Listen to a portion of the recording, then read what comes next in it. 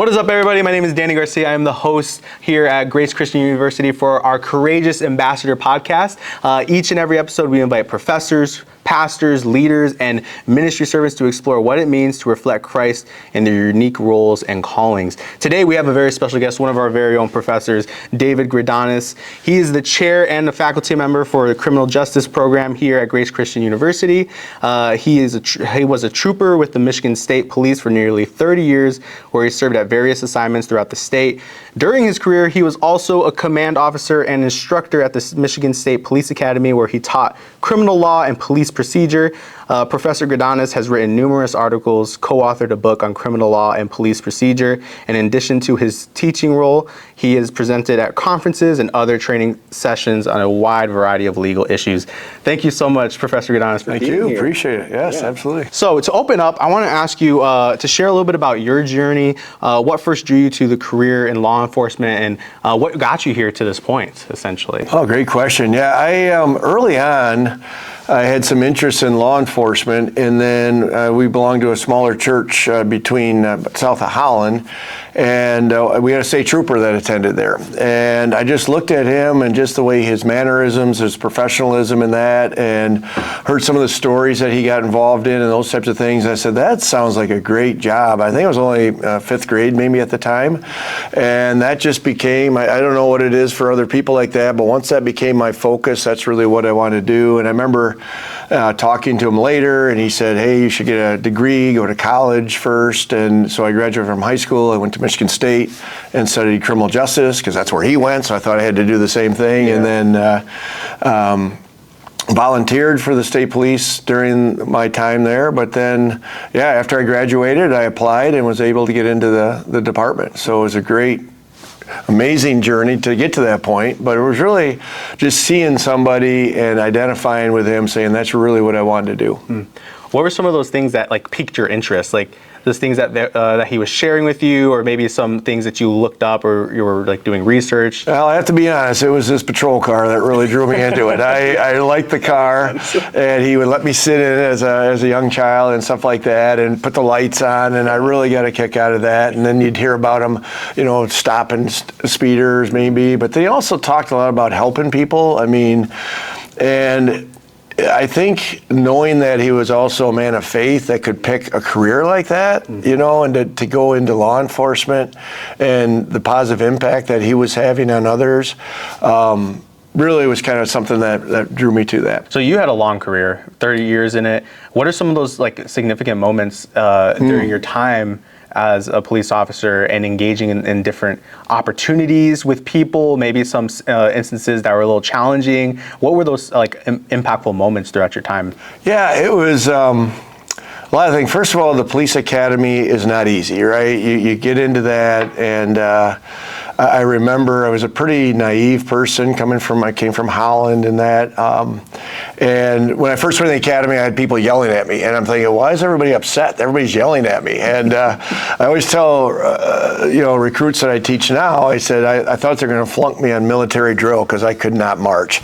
And they'd keep yelling at me about that. But I didn't really understand at the time, but as a young man, I learned later in my career kind of the pressure that you might be under on the field and how you might have to deal with things, be able to think clearly, right? So you get through the academy, and then you get out there in the field, and you start with a training officer, and just some of the stories, some of the initial calls, my two boys are police officers, and we've already talked about probably the most hard-hitting thing is your first it's a real tragic, it's a fatal accident, right? Where somebody's been killed in a traffic crash, and you hear about it in the academy, but until you actually kind of see it and experience it, and then you have to notify the families, you'll never forget, right? And unfortunately, that's part of the career as well, and helping people through that tragedy is really a blessing, but it's also a tough situation to kind of work through.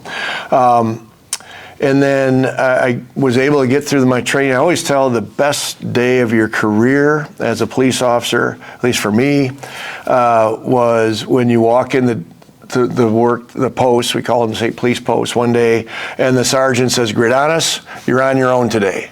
You don't have a training officer. And I'm 22 years old. I said, you're going to put me out in a car all by myself? Are you kidding me?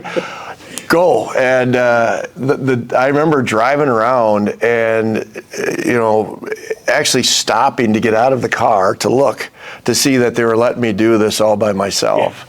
And is this true? Yeah, exactly. I was like, I can't believe they're letting me do this. It's like the best day of my life. And I just so excited. And you take the calls and you help people and you do those types of things. And it was good. And so I was in Paw Paw there, and I decided, one of the things that probably hit me, and I really encourage people that are looking at this too, there were some pretty unhappy troopers at the post, kind of grumpy. And I think that can happen in any career, probably in ministries, whatever too, but it's just they had gotten burned out. And I remember running into one trooper, and I was just on the camera. I said, "How you doing, Dave Greydanus? I'm a new trooper." And his name was, I won't tell you his name, but I'm Bill, and I've got 300 days in this godforsaken place, right? And I said, "Oh my gosh, I never want to get to that point." And I think we all, no matter what career path we choose, we want to make sure we don't get to that level. If we are, we have to reevaluate why we're there. But again, my faith kind of helped me along through a lot of things. But then I decided, just in case I ever got to that point that I might get burned out, I want to have a backup plan. So that's why I decided to go to law school. So at that point, I took a transfer to the Detroit Post, and I went to law school. So that was that time frame, only a couple of years on, and I went to law school at night, and then I trooped during the day. I've got a couple other stories, but probably in Detroit, the most impactful event there was I had a partner who was shot and killed on a traffic stop. And we weren't working together at the time. He was out on his own. It was a Sunday morning, and Sundays we liked because we didn't have all the crashes, we didn't have all the traffic. It was just people mainly going to church. And you'd stop them and just say, "Please slow down, we want you to be safe." And my partner's name was Kermit Fitzpatrick, and he had stopped a car, and there's a young man in there that shot and killed him.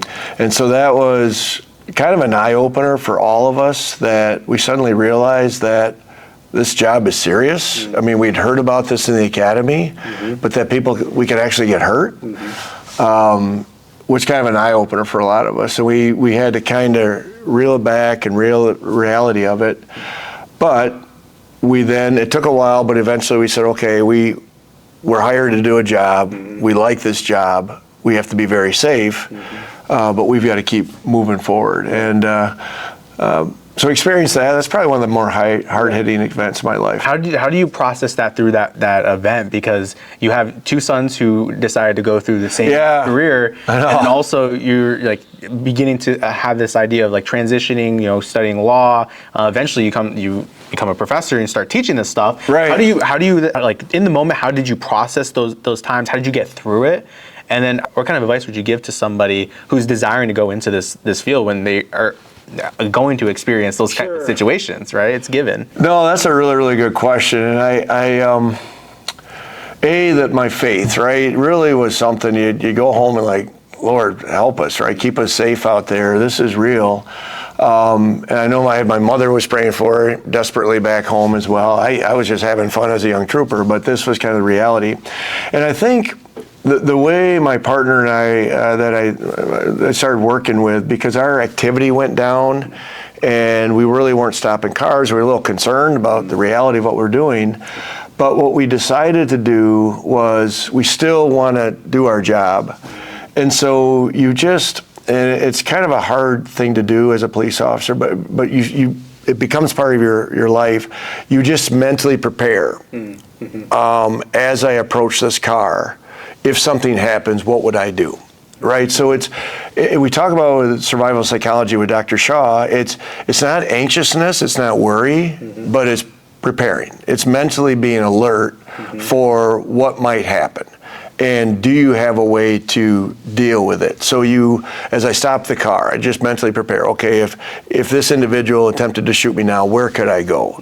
Or if I get to this point. And it wasn't necessarily the point of anxiousness, but it gave you a sense of calmness knowing that if something happened, did you have a plan to deal with it?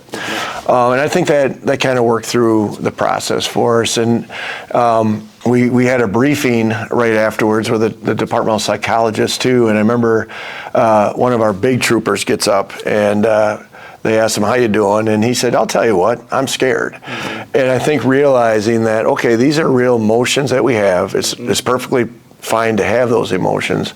Let's plan on how we're going to deal with it if we go through. And you talk about my sons, and it's nerve-wracking to have them out there. It really is, because during my career, we buried 13 troopers, right? Mm-hmm. So that's a lot of people, and not to mention the county officers and the city officers that passed away either from crashes or from deadly force. Mm-hmm. But you know that they're trained. You know the good Lord is watching over them. Mm-hmm. And if it happens, it's just one of those things you try not to think about, but we also know that God's in control. Definitely, yeah. Yeah, and like you can assume, like you mentioned burnout, like some of those instances are probably like reasons why like a lot of police officers are experiencing that type of burnout. I'm sure there's other like areas that are impacting them, like whether it's like family life or just personal stuff that's going on, or just the toll of the job and responsibility.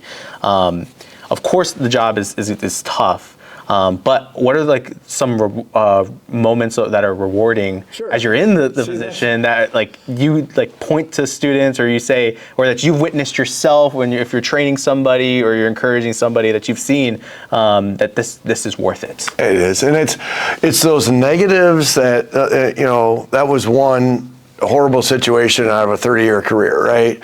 But there's so many other ones. I mean, I could give you tons of stories about probably down Detroit.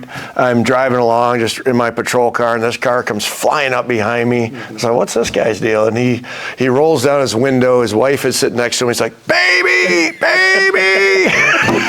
And I said, let's go. So I gave him a police escort to the hospital, right? And we got him there in time, and she delivered the baby. And those are the types of things you look back. They were fun. The car assist, the people you helped, families that are, maybe hit a deer, and you load them up in your patrol car, you drive them to the hotel, you give them the help that they need. And you're dealing with people that you're helping them in so many ways. You're also, unfortunately, you have to arrest people that have had a bad day. They've made a bad decision with their drinking and the driving, whatever else. But you just have this conversation with them as you're taking them to the jail. And how many times I said, hey, sir, I'm praying for you. Just something quick like that as you're taking them in. And I hope things work out better for you. This is a bad day for you, but I think you can turn around, right? And give them those words of encouragement and you do. And you run into people like, hey, you're that trooper, aren't you? Like, yeah, thank you very much, right? And so that's kind of what you go for. And you, anytime you're in the human services arena, you're helping people, you're gonna have bad days, but you are gonna have those rewards along the way, and that you really focus in on those to realize that this has been a great career. Yeah, it goes back to kind of what you started with, and the reason why you wanted to go into it is to help people. Right. And it seems like the opportunities you get to help people, which is vast majority of the job, is what outweighs the hard times, the struggle, those things that you just can't plan for, and that may be easy to hold on to, and this be what's just the experience that people are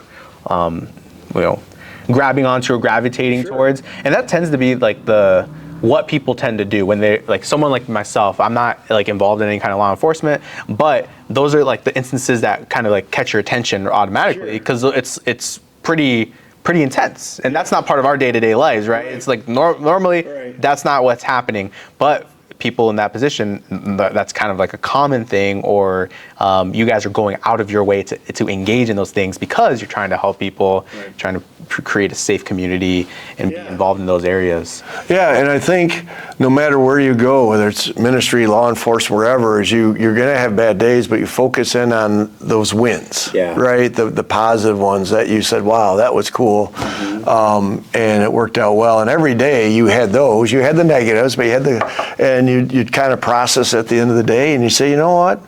We helped some people today. We made a difference, and that's really what you want to do. And Yeah. So you mentioned that you went into law school because you wanted to kind of have like something else also in your belt. But here you are doing like teaching and like what happened there? How did you get to this point? Funny sense of humor, God does. Well, so I graduated from law school and took the bar exam, and I get this phone call. Like, it was funny. I graduated from law school. I want to say, it was December 19th, because just so you know, your trooper badge is extremely important to your badge number. And my badge number is 1219. So I graduated from law school in 1219. So that was just a side note, but where you find those little things. But at January 1st, they called me up and said, hey, will you come up to the police academy? And I really wasn't interested in going back to the police academy because it was a pretty discouraging place when I went there as a recruit. But another strong Christian individual by the name of Captain Hokewater. Anyway, good solid individual. Anyway, he had a big impact on me. He brought me up to the academy to teach law. So at the academy, you teach the law class. You have to be a member of the state bar. You have to be an attorney. And so he called me up and says, hey, I heard you went to law school.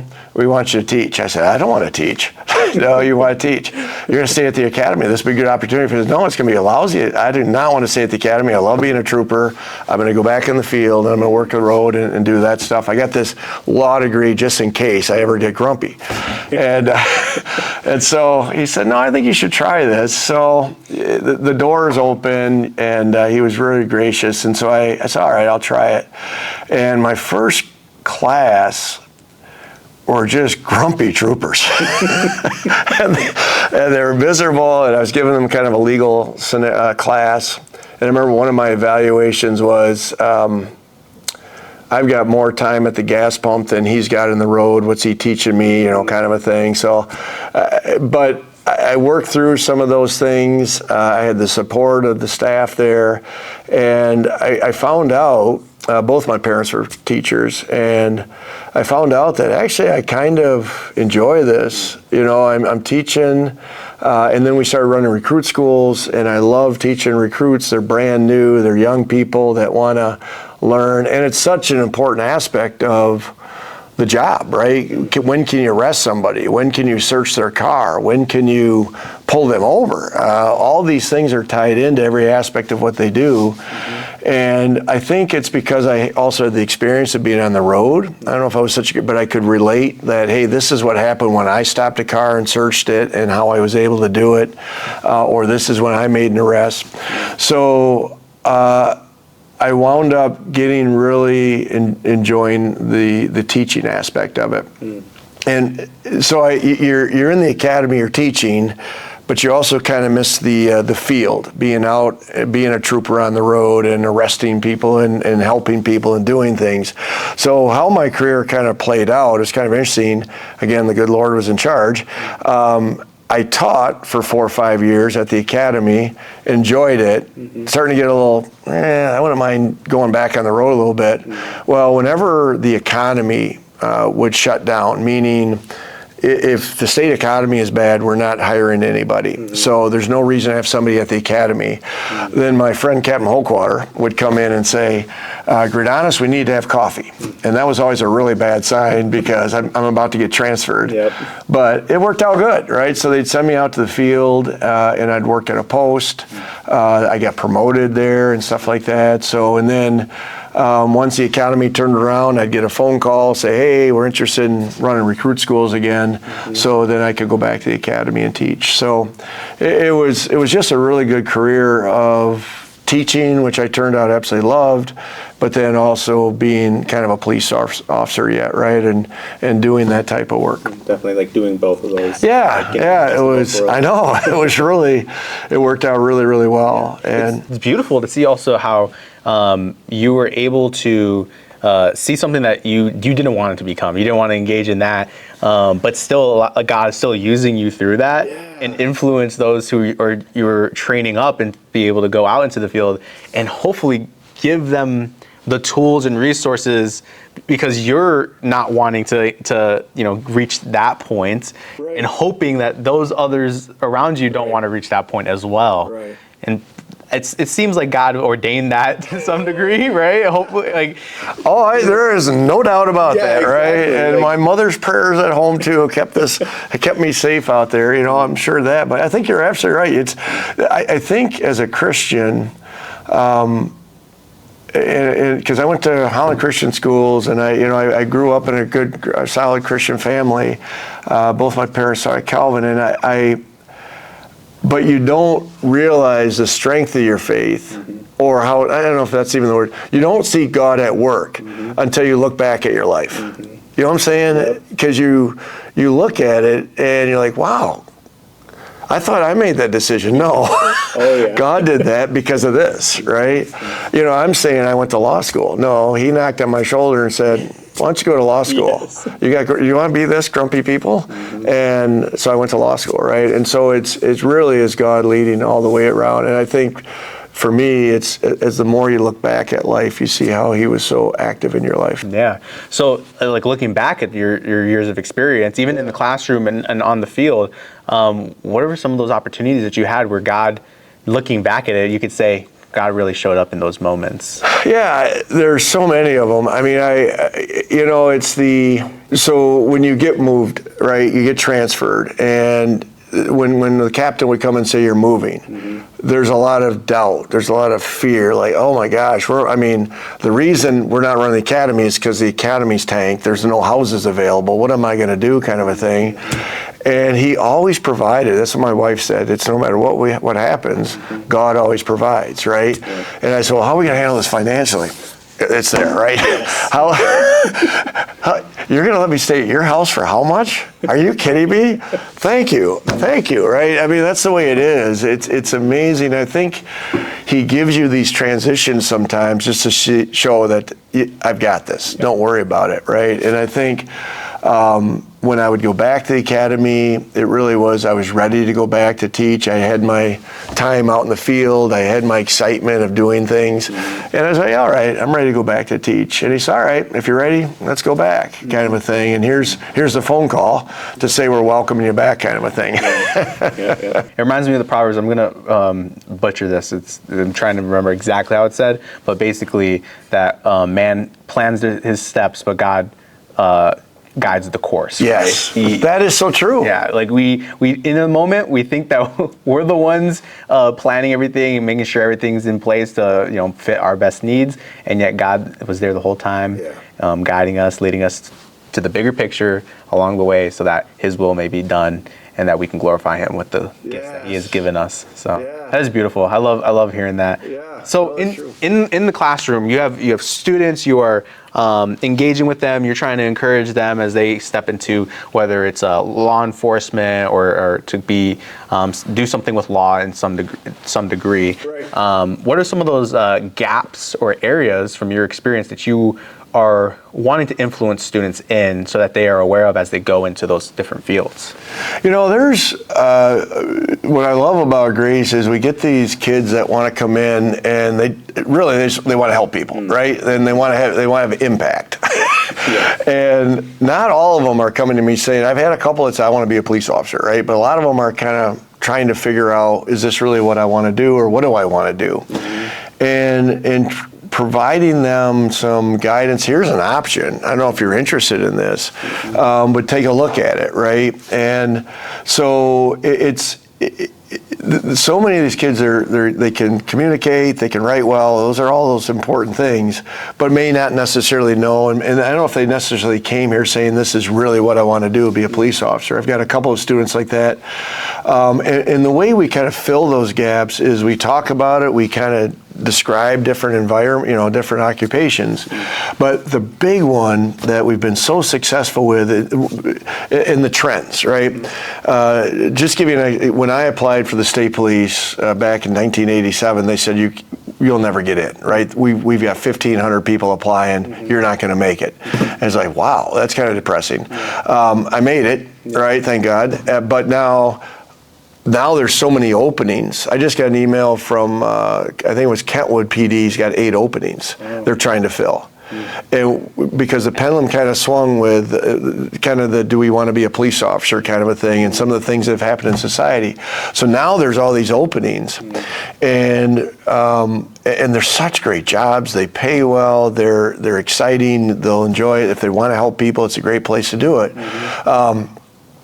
So what they're doing now is they offer these cadet spots at these police departments. So as a college student, Wyoming, they came to the classroom a week ago, said, hey, we've got cadet spots open, and 4 of our students have applied. And they pay well, they get paid well. They sit there, they're introduced to the police work. They work with a schedule, even though you're an athlete or a student, they'll work with that. If you can work a 4-hour block here and a 2-hour block there, that's great. And so those are the gaps where now they get into that, and they either say, no, this isn't really for me, but a lot of them are saying, this is really cool. And then one of them is now a police officer. One of our students just was offered, she's going to go into the police academy. So we've got others that are, popping up around the state. Yeah. So they're really, really good opportunities where it's kind of teaching what we do in law enforcement or the law, whatever they're interested in. But then there's opportunities that for recruitment purposes where they're trying to get them plugged into different agencies. Yeah. Is there any so when students are making those decisions or they're first coming in, are there any misconceptions, common misconceptions maybe that people often have when they first are approaching this, or just in the general public, about what it means to step into? Yeah, a lot of people don't really know what cops do, right? Yeah, that makes sense. And a lot of times people don't really want to approach a cop because I take responsibility for that, because I always say you got to get out of your car and talk to people, right? You have to have that community engagement. And I see that a lot more now because we're trying to recruit. We really want people in this career and find out what a great career it is. So I think it's the misconception of not really knowing what we do. They see maybe a trooper on the freeway, they say, oh man, that's all they do is stop cars and yell at you and stuff. That we do so much more, right? Or it's the ability to, I think a lot of the misconception here would be they don't realize that we really do help people, and that's kind of our goal, is to make a difference in somebody's life for that call, right? How can we problem solve? How can we help this situation to be a little bit better when we leave, kind of a thing? And if that's what you really want to do and have impact, it's a great way to do it, and so trying to get them, and I think that's why these cadet spots, because then you can actually do ride-alongs with the car, the police officers, and then you see there's a lot of excitement, but there's also a lot of helping people and working with a kind of a team. If you're interested in doing that with a bunch of people, we can be part of a team as well. Yeah. So for a student who they're going into it, maybe they realize, oh, there's some things that I didn't really understand or didn't know what I was going into. How would you encourage them, or if they're apprehensive about it, what would you share with them to say, hey, this might actually be a really good direction to go if you're considering this? Yeah. So I always ask her, tell me about yourself. What do you like doing, and what do you? So there's so many options in law enforcement too. I mean, you could be a Wyoming police officer, you could be a Kent County Sheriff's deputy, you could go federal. We've got students that are going federal. And you can also be a state trooper. What are you interested in? Are you interested in just staying in a community? Would you like to work in a bigger area? Would you like to work at the state level? Do you want to move around? So I would ask them kind of what they're interested in, first of all, as far as their personal lives, right? What are you thinking? And then, what do you like to do, right? Do you want to sit in an office, or do you want to be out and about, right? If you want to be out and about talking to people, then that's great. If you want to just sit in an office, then this is probably not the job for you, right? So try and identify what their likes are, dislikes, and those types of things. And then if it looks like this is something they want to do, you just explain the process, right? Get your degree, stay here at Gray's, finish your degree up, but we will give you lots of opportunities. If you're not really sure what type of police agency you want to work for, if you're even interested in that, then I'll have you connect with Wyoming PD. We've got an officer there, graduate from Grace. She'll take ride-alongs. We just have to call her up, right? You want to go to Kent County Sheriff's Department, we can have you do a ride-along over there. You want to be a conservation officer, we can get you connected with those people, right? So here's some experiences you might want to try, and then make the decision of what you want to do. And then as we get closer, the biggest thing is having them identify some of the areas they're interested in. Cadet spots are great, but then that internship is such an important aspect. I'm sure it is for all the degrees here, but if you want to go into the state police, I'm going to put you at the Wayland post as an intern, right, where you can do ride-alongs with the troopers, get to know them, interact with them, get to know the post commander, understand that concept, and then prepare them for the academy. So it's just kind of explaining how the process works, because a lot of people don't even know that, right? How do I even become a police officer?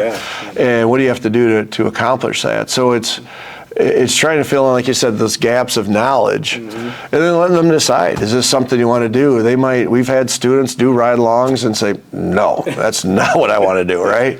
Other ones have come up. I had one kid come last semester, and he was just like, I got to tell you about the ride-along last night. Oh my God, it was so great. It was just, and he just rambled for basically the class period about his ride-along and all the excitement that he had and the things that he did and stuff like that. And I actually called Sherry later. I said, man, he had a great ride-along. She said, I was actually pretty slow. And so, you know what I'm saying? So but now he's hooked. He's ready. Yeah. He's ready to continue through the process and is ready to become a police officer. That is awesome. It's so beautiful to be able to see just like an opportunity where someone gets and they step into that and then they realize this yes. right. This is what I want to do. Yes. This is the opportunity I have, and I'm getting to get experience doing it, and not just reading about it or whatever it may be, but you're actually engaged, present, involved, serving, doing it, so that you can get firsthand experience and know, right. Yeah, this is what I want to do for the rest of my life. This is what God's called me to do. Yes, so, yeah. That is so beautiful. Yeah, no, I think, and it is. It's just this eye-opening, like, you know, for me, it was my thought for many, many years, but when you see these kids, like, this is really cool. I want to do this. And it's just exposing them. I think the whole idea sometimes is just, these are different options. See what you're interested in. Take a look at it. So you've spent time with students and have engaged in them and allowed them to have opportunities that they may have not had previously. What is something that you would want to leave them off with, or what is the impact that you want to have, or the legacy you want to instill in students as they go off into their careers? And maybe it's a piece of advice, maybe it's just a mentality, whatever it may be. What's something that you can share for maybe a listener or someone who's interested in it, or just, you know, we're just curious about what it is that they can take and hold. You know, it's one of the sayings I developed as a post commander was, deal with the negative. You got to deal with it. You don't ignore it, but focus on the positive, right? And always have that attitude. Don't become the grumpy old trooper. Don't become the grumpy old person, the grumpy old minister. I'm sorry, I'm sure there aren't there. Yeah. The psychologist, whatever else. You can control this, right? Your mind. And don't lose sight of that you're in charge of your attitude. Yeah. Right? And don't, when everybody's sitting around complaining about this and complaining about that, don't be part of it. Say, hey, I'm going to go on the road, or I'm going to go do something else, or don't internalize it. Yeah. And for me, and the beauty of grace is the faith. Don't lose your faith. Don't lose the sight that God is in charge. You're going to see some bad things. God's put you there for a reason, to deal with that and to help that situation. But don't internalize it. Turn it over to Him and move on to the next call, right?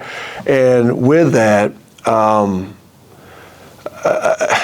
don't know how I say this, but I saw a lot of my partners, a lot of people I worked with that lost their faith and turned to alcohol or turned to other things, right? And they suffered. Don't do that decision. Don't make that decision. Stay with what you know is true. Follow that, and God will provide for you, right, and lead you through those things. And He'll allow you to have the impact that you want to have to people's lives and the people that you're working with. Amen. Yeah. You know what I'm saying? Yeah. That is perfect advice. Yes. It's definitely spirit-led. There's no other better way to end it that way. So thank you so much, Professor Greydanus. This was a great opportunity to be able to talk to you. Well, thank you. Yeah. Thank you for your time. Appreciate it. Yes, sir.